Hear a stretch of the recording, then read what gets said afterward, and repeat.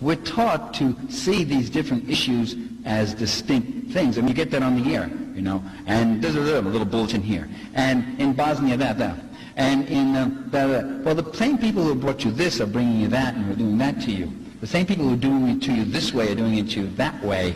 What I try to do is actually look at a U.S. policy, look at the U.S. political system, look at the media and all these things systemically, and to see in the particularity of any one institution. It's like a hologram.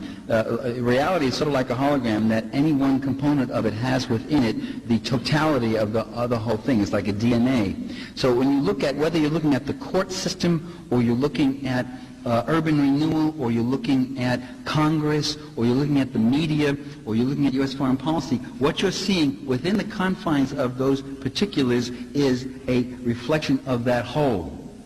See? And that whole informs the particulars, and the particulars flesh out and make you realize the whole. It's a tremendous experience. And I was doing Marxism before I knew that was what Marxism was. You see, I mean, it's not that I got this from Marx and I got this model and now I apply it here and there.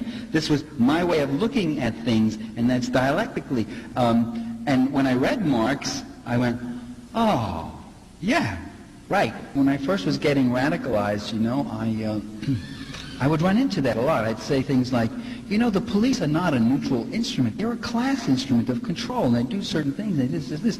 And people would say to me, well, that's Marx, isn't it? That's Marx. They look at you like that.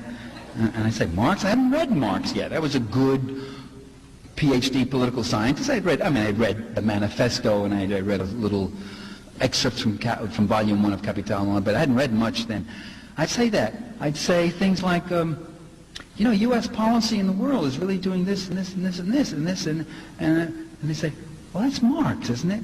And I'd say, you know, power in America is really not all that democratic, because power does this, and the resources of power are allocated this way. And they say, that's Marx, isn't it?